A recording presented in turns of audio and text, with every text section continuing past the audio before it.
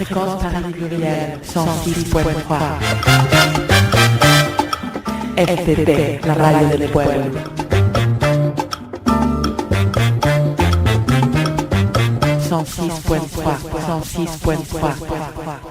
Y para seguir el programa tenemos a Efraín y a Eleonor y a unas invitadas peruanas que nos tienen el orgullo que estén presentes en esta emisión de Américas. Adelante, Efraín. Así es, estamos con Danae Rivadeneira, ella es periodista, y Tania Romero, estudiante de un máster de estudios de géneros en la Universidad París 8. Ellas están encabezando la marcha Ni Una Menos, una marcha contra la violencia a la mujer que se va a dar el 13 de agosto en Perú, pero que también se va a replicar en todas las partes del mundo. Muy buenos días a todos ustedes.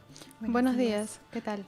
Bueno, ¿cómo ha surgido esta iniciativa y cómo se va a desarrollar aquí en Francia? Claro, a ver, les cuento rápidamente cómo es que nace la idea de hacer esta marcha.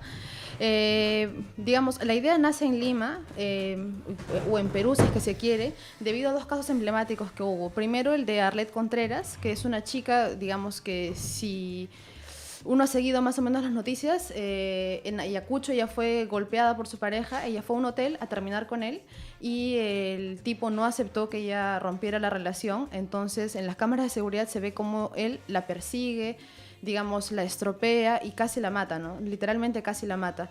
Entonces, digamos, se esperaba que la sentencia contra este tipo, contra este hombre que casi la ha asesinado, fuera siquiera mayor. Sin embargo, digamos, hace poco se ha conocido que la sentencia es solamente de 1 año de suspensión de libertad, pero digamos ni siquiera va a la cárcel, sino es prisión suspendida, como se llama, por lesiones leves.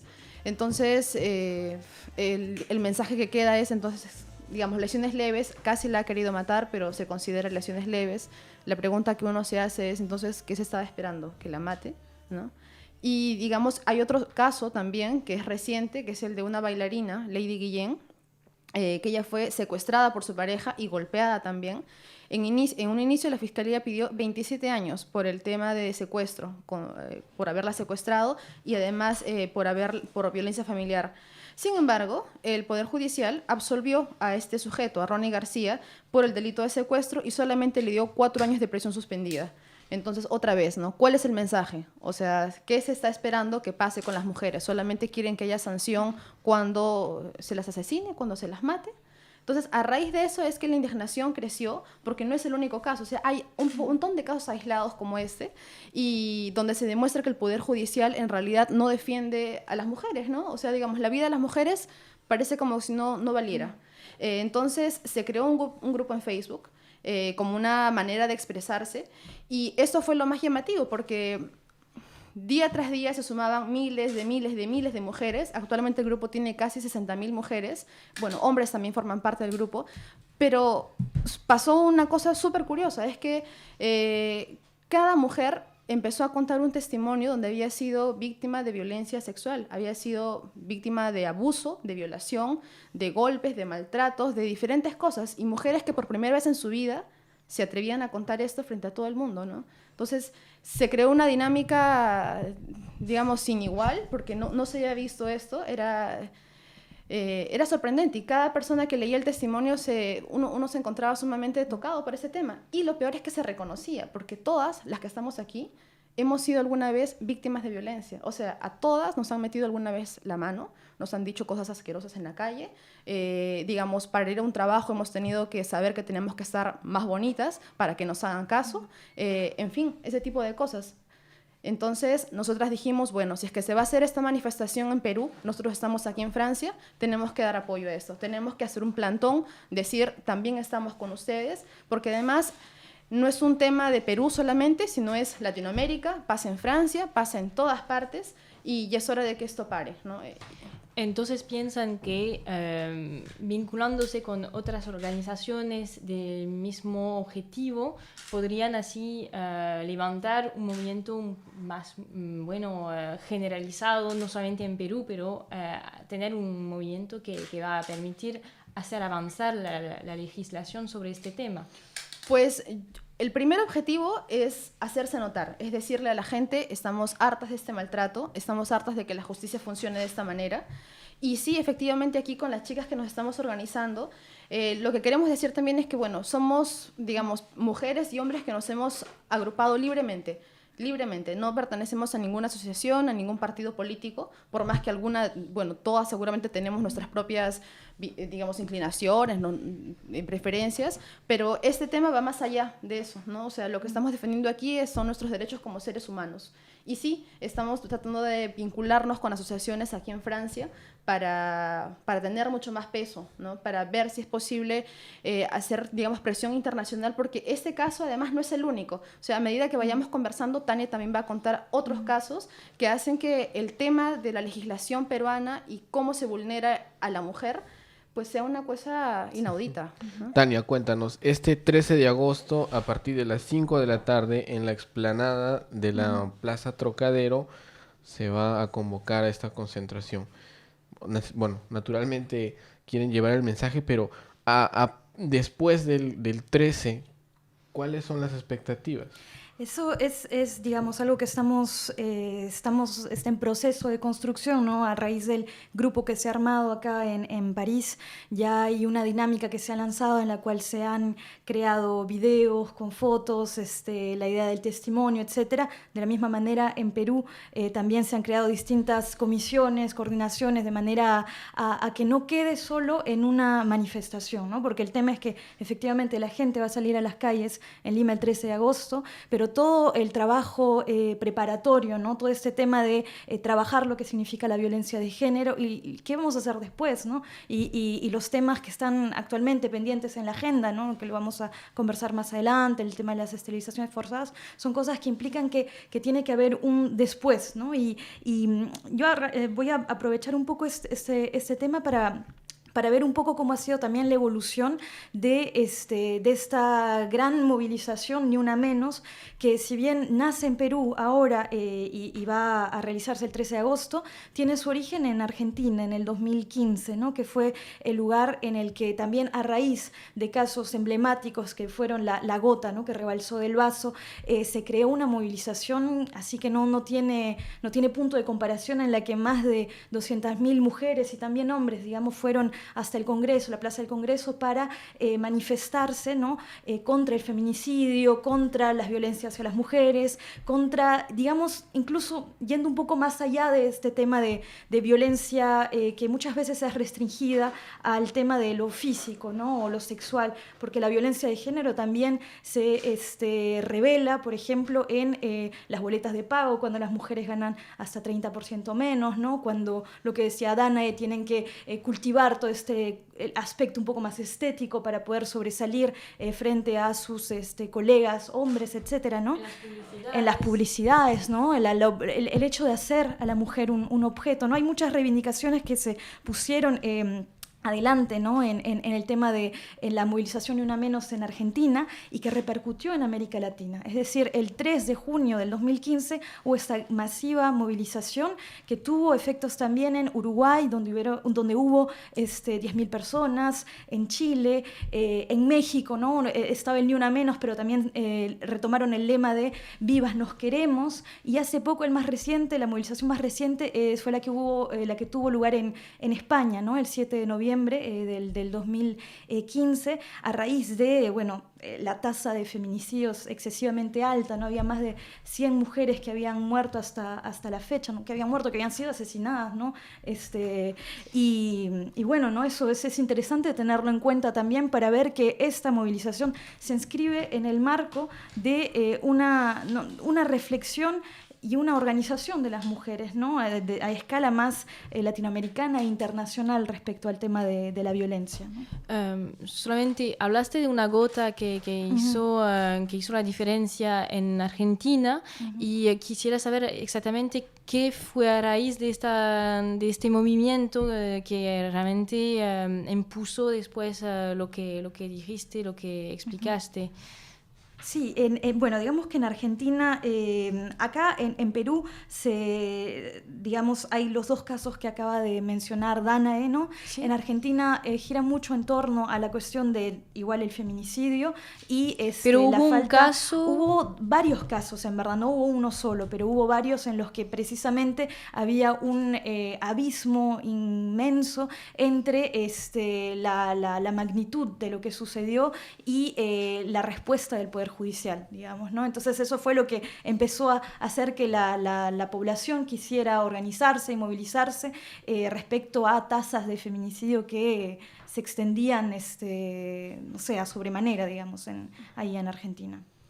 Y bueno, teniendo, observando los puntos que ustedes van desmenuzando, quiere decir que los países en América Latina, bueno, en específico en el Perú, no hay políticas de prevención o de juzgamiento, o la tasa de impunidad es muy alto, o no hay delitos tipificados específicos para, por ejemplo, el acoso sexual, el acoso moral, el acoso laboral, o la falta de oportunidades, porque muchas veces se ha visto que los grandes puestos laborales, políticos, son específicamente cubiertos por hombres, o no hay una igualdad de género.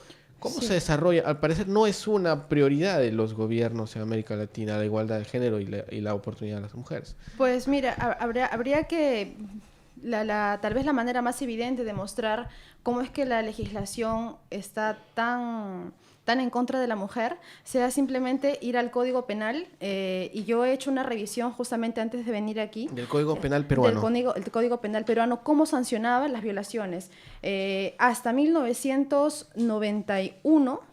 Aquí está, a ver, hasta 1991 permitía que el violador, para evitar el castigo, se casara con la víctima, ¿no? Era así. Solamente en 1997, a raíz de un debate largo que hubo, se pudo cambiar eso. Código Penal, 1863, 1924 y 1921. Lo he revisado por ejemplo, una de las cosas más curiosas es que en ese año, cuando se debatía en el 97, si es que estaba bien o no retirar esto del matrimonio, un congresista, Aldo Estrada, en ese momento decía que no había que retirarlo porque los pueblos indígenas estaban acostumbrados a violar o de esa manera relacionarse con los demás, entonces que estaba bien dejarlo. Entonces eso nos da, digamos, una idea de la magnitud. Es en el 97, es aquí nada más. Y se decía eso, ¿no? O sea, recién en el 97 hubo un cambio, en el 99 recién se introdujo una modificación para, digamos, que los niños sean la prioridad, para proteger el cuerpo y tal, pero es algo muy reciente. O sea, nuestras legislaciones, ¿te das cuenta? Han avanzado muy poco. Tú me preguntabas también por los casos. Pues he también hecho una mirada rápida. Por ejemplo, en el 2014, para ver la diferencia de casos y cuántos llegan a judicializarse. En el 2014, la Policía Nacional reportó, o mejor dicho, hubo denuncias de 5.326 casos. El Ministerio Público recibió 17.763 casos también de violación. Sin embargo, al Poder Judicial solamente llegaron 2.085 casos. O sea, la octava parte de los casos que habían sido denunciados fueron judicializados. ¿Por qué? Pues porque hay un montón de trabas que se ponen en el camino, y a mí después me gustaría compartir, tal vez para acercarnos más, el testimonio de una chica de Celín Casablancas, con la que conversamos justo en la mañana. Ella es una chica francesa que visitó el Perú y fue víctima de una violación sexual, y el Poder Judicial, las autoridades se portaron terriblemente con ella. Yo acá tengo algo que me acaba de enviar hace unos instantes. Ella nos está escuchando en este momento. Quisimos hacer un enlace telefónico, pero ella ahorita está manejando, entonces no se pudo. Pero bueno, me gustaría compartir posteriormente el testimonio de ella, para que sepan, digamos, cómo es que actúan las trabas que tiene que enfrentar la mujer al momento de poner una denuncia por violación sexual. Entonces, lo que muestra este grupo Facebook que permite a las mujeres hablar y entonces revelar sus experiencias, los acosos, eso muestra que entonces en general las mujeres no van hasta decir a la policía que recibieron un acoso, que fueron violadas, porque saben que de todas formas la justicia no va a hacer nada. Entonces ya se autocensuran.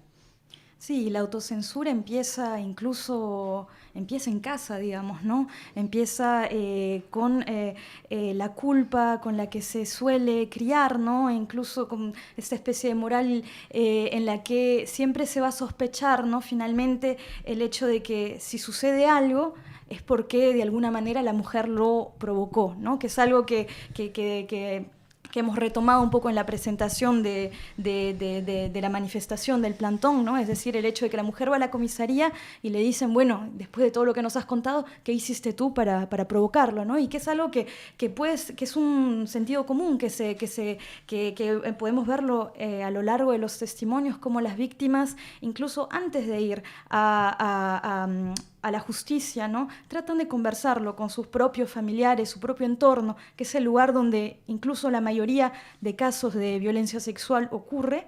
Cuando tratan de comunicarlo hay una incredulidad que se establece, una desconfianza, una culpabilización, ¿no? Y eso es lo que empieza, ¿no? Es el comienzo de las trabas. De ahí esto se refleja de manera sistemática, ¿no? Se refleja a través del Poder Judicial, de cómo se responde a la comisaría, pero también cómo se responde con el hecho de archivar los casos, de decir que no, esto no cuenta, ¿no? Esas son ya las últimas, digamos, las últimas trabas, que incluso, por volver un poco al ejemplo de Celine, del que Dana va a leer un poco más adelante, ella incluso en uno de sus testimonios que hizo, que está en las redes sociales, dice cómo para ella fue incluso más violento, ¿no? Que el acto mismo, que lo que sucedió, el hecho de todas las trabas que tuvo que atravesar más adelante, cómo la culpa estuvo siempre presente y no es el único caso, ¿no? Pero bueno, podemos quizás ver ahora más en detalle el suyo. Una pregunta de contexto. Estamos en Francia. Muchos de los que viven en América Latina entienden que aquí hay un país un poco más desarrollado, con otra visión de mundo, más educado. Es que aquí también el nivel de esta cultura machista, esta idea sistemática de la conquista, de la cosificación de la mujer, ¿se da como en cualquier parte del mundo? ¿Cómo lo han vivido ustedes? Pues mira, justamente cuando estábamos haciendo toda la organización de esta marcha, entre todas, porque miles de cabezas piensan mejor que una sola, cuando hemos visto videos y tal, nos hemos encontrado con una publicidad muy reciente de uno de los ministerios de Francia, en el que decía que 1 de cada 10 mujeres aquí en Francia son golpeadas por su pareja, y que al momento de cuando una mujer es violada sexualmente, se enfrenta también con los mismos problemas en la justicia, digamos, en la prefectura, en la comisaría, cuando va a poner la denuncia, y por el médico legista. Yo les contaba, cuando vi este video, la mujer iba a poner la denuncia en la publicidad que hicieron, y decía, ¿no? He sido violada. El policía le preguntaba, ¿pero usted qué ha hecho? ¿Cómo lo provocó? ¿Está segura? Que no sé cuánto. La médico legista le decía lo mismo, preguntas, digamos, que le hacían temblar a la mujer, y finalmente la última pregunta era, bueno, señorita, diga usted, ¿la violaron o no? Y la mujer decía, la verdad es que no lo sé, ya no sé. Porque le habían hecho tantas preguntas y le habían hecho dudar tanto que la culpa se había interiorizado en ella y ella no sabía si responder. Entonces, justamente por eso decimos que este tema de la violencia sexual, de la violencia contra las mujeres, atraviesa las fronteras. No es una cuestión solamente de Latinoamérica, sino es del mundo entero. Pasa en Europa. O sea, el hecho de que, como Tania contaba, se haya realizado una marcha en España, que también es parte de Europa, pues finalmente nos da cuenta de que es un problema global.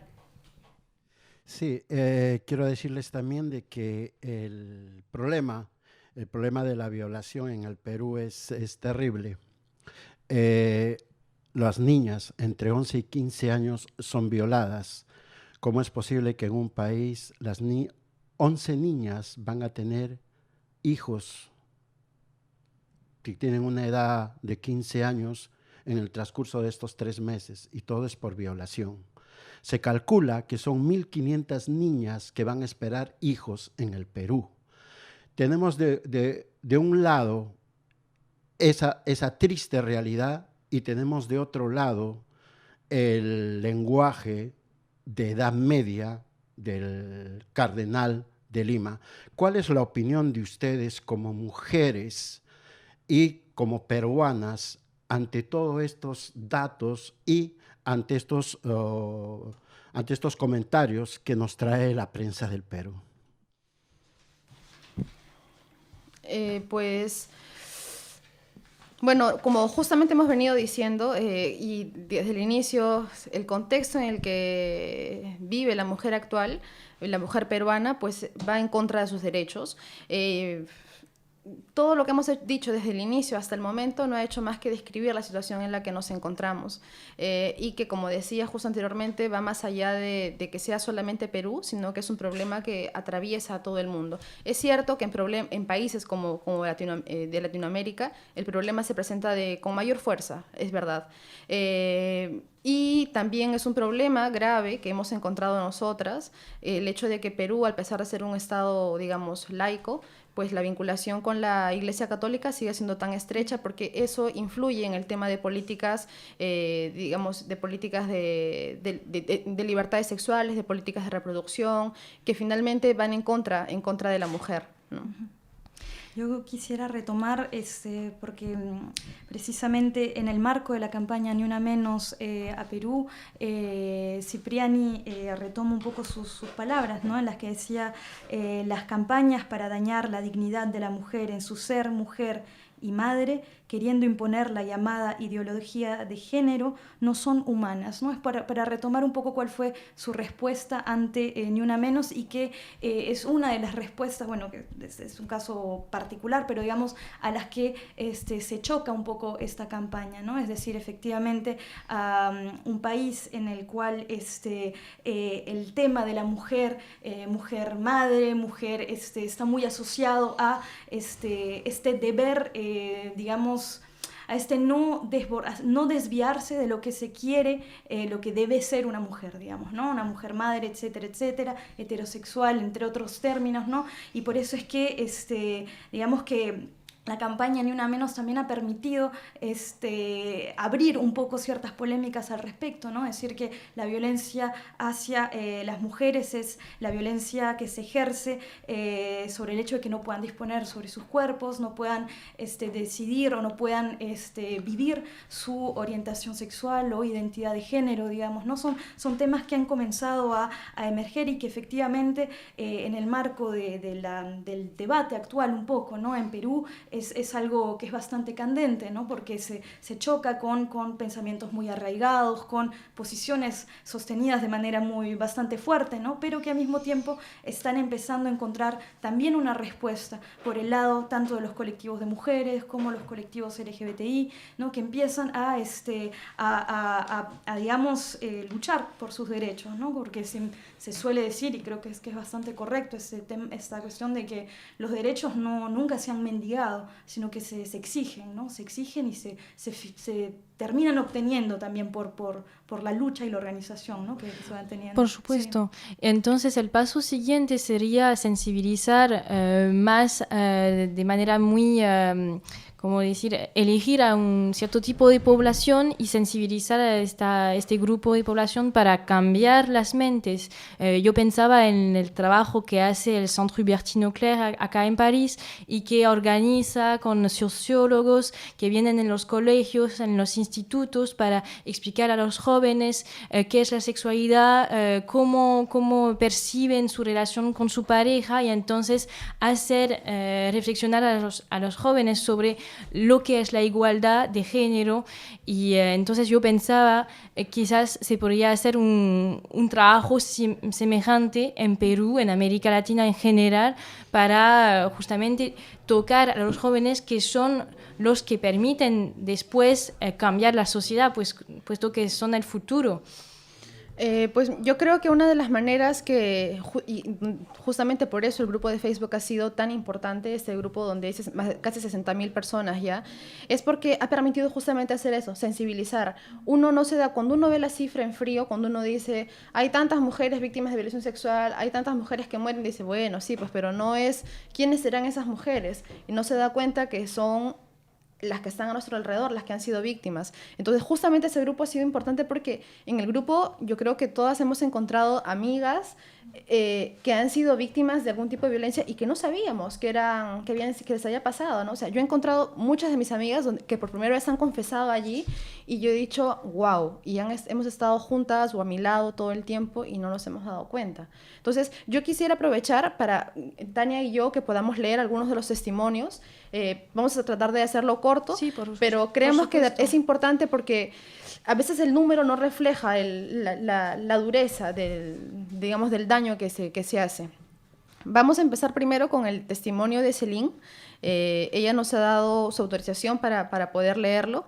Entonces, ella dice esto. Hola a todos, soy francesa, pero me pasó algo durante mi viaje a Perú en diciembre de 2015, que quisiera compartir con ustedes porque tiene que ver con las historias que se están compartiendo aquí. En Nazca, el dueño del hospedaje donde me quedaba puso drogas en mi vaso y luego me llevó en su auto a la periferia de la ciudad y me violó. No conocía a nadie en Nazca y no sabía qué hacer, por lo cual me fui a Lima, porque allí se quedaba una amiga mía. Hicimos todos los trámites médicos e intentamos sentar una denuncia, lo cual fue toda una odisea, porque ninguna comisaría limeña quería aceptar la denuncia, y la embajada tampoco ayudó, ni siquiera en pagar mi pasaje de vuelta a mi país. Después de varios días, una persona nos ayudó a contactarnos con el Ministerio de la Mujer, que nos ayudó por fin a sentar la denuncia, a pesar de toda la revictimización que sufrí por parte de la policía.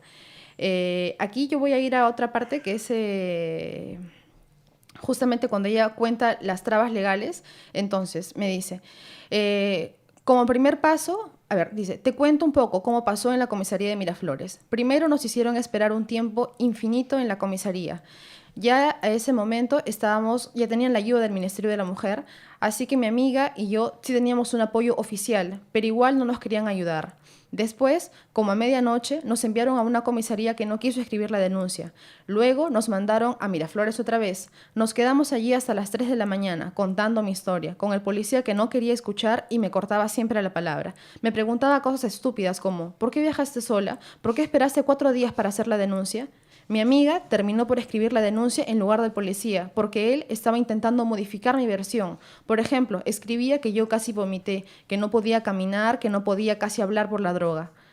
Al día siguiente nos hicieron ir a las 9 de la mañana para hacer todos los exámenes médicos, toxicológicos y psicológicos. El toxicológico pasó sin ningún problema.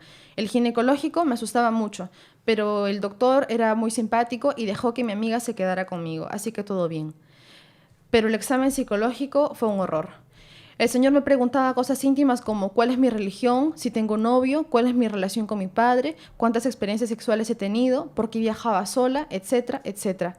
No quiso que mi amiga se quede conmigo y cuando yo le dije que me sentía incómoda, él amenazó con no hacer el examen. Y si lo hacía, no se podía hacer la denuncia. O sea, si es que ella se iba, no podía sentar la denuncia. Finalmente, dice, cuando terminé todos los trámites con la policía, que demoraron casi 4 días enteros, me avisaron al día siguiente que mi caso se había cerrado por falta de pruebas. De ahí yo regresé a Francia tratando de olvidar esto, pero la verdad no puedo. Quiero que sea justicia, no solamente en mi caso, pero también para todas las otras compañeras víctimas de hombres así. Yo tengo una pregunta a nivel de organización. ¿Qué hacen precisamente para difundir esa información, para concientizar? Porque sabemos que la violencia de género se da desde el Estado. Hay imposición y propuestas de legislación para evitar amamantar en público en algunos de nuestros países en América Latina. O sea, cosas aparentemente intrascendentes, aparentemente no violentas, que requieren el conocimiento y la información, la difusión de la labor y la denuncia que están ustedes haciendo. Desde aquí, ¿cómo han vinculado esos procesos de información? ¿Cómo los llevan a cabo, además de las redes sociales, que no todo el mundo tiene el acceso, sobre todo en las poblaciones con alto índice de gente vulnerable, que no tiene acceso a estos medios de comunicación en tiempo real y global? Sí, esa es una es una pregunta bastante compleja porque yo creo que hay distintas escalas. Lo que estamos tratando de hacer un poco nosotras acá, desde Francia, apoyando un poco la movilización en Perú y viendo las posibilidades de que se realice una suerte de presión internacional respecto a ciertas temáticas que tienen que ver con la violencia de género. Que ahora, incluye solidaridad internacional. Claro, el tema de la presión internacional en casos específicos como lo que vamos a abordar más adelante, por ejemplo, sobre las esterilizaciones forzadas, consideramos que puede ser algo que le dé más peso, ¿no?, a las reivindicaciones que ya se llevan a cabo en Perú. Ahora, en lo que concierne un poco y que es un poco también la pregunta que estabas haciendo, ¿no?, el tema de cómo aplicar, cómo poner en práctica, cómo sensibilizar, concientizar, educar. Efectivamente, la violencia se ejerce en casa, en el trabajo, en los lugares de estudios, en la calle, pero también está muy arraigada dentro de las instituciones, ¿no? Y el hecho de que no haya una respuesta tanto a nivel judicial, tanto a nivel estatal, cuando no hay suficientes, digamos, ¿cómo decirlo? Cuando no hay suficientes medidas que permitan que las mujeres puedan hacer justicia en caso de violencia, efectivamente se ve cómo esto se va arraigando un poco a un nivel más grande, ¿no? En ese sentido, efectivamente, la cuestión de la educación sexual desde temprana edad, ¿no? Es un tema que bueno, en Francia se practica a nivel de los colegios, etcétera. Pero no en todos los colegios. No en todos los colegios. En realidad, cuando se ve los porcentajes, es mínima la tasa de sensibilización en los colegios. Hay como, no sé, 20% de los colegios que reciben realmente una sensibilización. Así que hay muchos jóvenes que nunca oyen hablar de estas temáticas.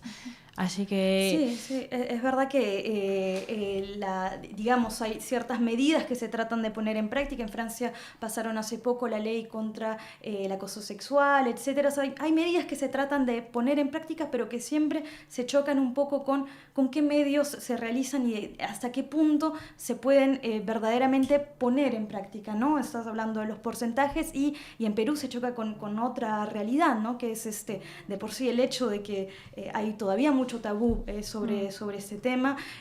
Decir, bueno, acá en Francia hubo todo un debate sobre la maligna teoría de género, en Perú también con otros términos, pero se choca con pensamientos muy arraigados y con falta de presupuesto, con falta de acceso también. Tenemos una población quechua-hablante muy grande, no toda la información está incluso en ambos idiomas, y más allá de la educación, quizás a escala de la población, digamos, de las personas de temprana edad o adolescentes, ¿no? O el tema de los anticonceptivos, también hay una cuestión que confiere que al trabajo, por ejemplo, no hay formación en los centros de trabajo, no hay formación incluso en las personas que son las que tienen que finalmente deliberar sobre cuestiones de violencia de género, que no tienen la suficiente formación tampoco, ¿no? Es decir, es a muchos niveles, a muchas escalas, que hay un trabajo por delante que tiene que ser llevado, y efectivamente falta bastante para que esta sensibilización que se está realizando a raíz un poco de la base, ¿no?, pueda establecerse de manera más efectiva y estructural, digamos. Sí, hay que tejer toda esta estructura. Fréquence Paris Pluriel 106.3 FTP, la radio del pueblo. Entonces, estábamos con Danae Rivadeneira, periodista, y Tania Romero, que es el máster de género en París 8, que nos presentaban su marcha que va a desarrollarse el 13 de agosto en la Plaza de Trocadero a las 5 de la tarde. Y esta marcha nacional es entonces para luchar contra la violencia de género. Pueden encontrar en la página de Facebook toda la información acerca del grupo, incluso en el Twitter. Entonces, Danae, una última palabra para despedirnos. Bueno, sí, muchas gracias a todos los que nos han sintonizado. No se olviden de ir este 13 de agosto, por favor, a la Plaza Trocadero a las 5 de la tarde. Vamos a hacer un plantón de apoyo por todas nosotras, por todas las mujeres que alguna vez hemos sido víctimas de algún tipo de violencia, por los niños, por los hijos que han sido también abusados alguna vez. Esta marcha es por todos, en realidad. Tania. Sí, bueno, igualmente asistan este 13 de agosto, retomo el lema de Tocan a una, nos organizamos miles, y que esto concierne a Perú, a toda América Latina y a todas las mujeres del mundo que son víctimas de violencia de género. Pueden contactarnos a través del Facebook, ¿no? Ni una menos 13A, Marcha Nacional en París, Francia, y ahí podemos coordinar respecto a este 13 de agosto. Lali, una última palabra. Sí, apoyo totalmente esta marcha. Los invito a todos a venir a la Plaza del Trocadero a las 5 de la tarde del 13 de agosto y todos por las mujeres contra la violencia de género y por el Perú. Bueno, así es, todas están invitadas a esta iniciativa, nos vamos a encontrar, y todos, naturalmente, están invitados a esta iniciativa social para reducir y eliminar la violencia contra la mujer. Y hasta el uso del lenguaje para incluirnos a todos y a todas. Entonces, bueno, también tenemos ahorita la repetición. El libro que fue recomendado y que gracias a las llamadas que hemos recibido es El romance de la democracia, rebeldía sumisa en el México contemporáneo, que lo pueden ustedes encontrar ya disponible en las redes sociales y en el Fondo de Cultura Económica. Y de Sergio Aguayo, el libro La Charola, que también tiene ya posibilidades de bajarse desde las redes. Agradecemos a la selección musical de Abel en la cabina y bueno, como siempre, bien atinada. Juanito Guanabacoa se despide de ustedes agradeciendo a todo el auditorio que día con día marca los teléfonos de Radio Frecuencia París Plural en el 106.3 del FM.